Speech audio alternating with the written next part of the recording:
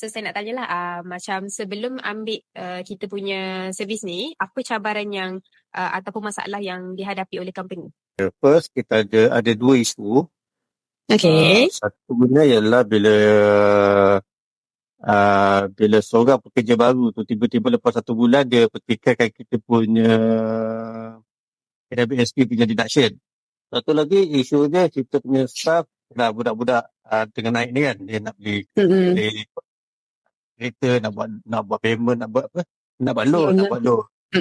Okay. Kita dengan payslip kita yang tak tuhara tu bila dia nak buat loan, bank telefon, jadi kita jawab pun bank pun dah biasa menghadap benda ni, jadi dia tahu dah bila kita buat sendiri dia banyak yang lupa lah, jadi tak kena lah, menyebabkan dia gagal buat loan untuk kereta. Pengalaman Encik masa guna servis dengan Syazna macam mana?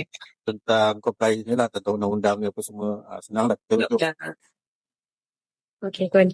Setakat ni itu sahajalah saya punya testimoni dan soalan kepada Puan. So, untuk improvement tu kita akan buat improvement dan sekiranya ada sebarang masalah ke atau apa-apa boleh contact semula lah.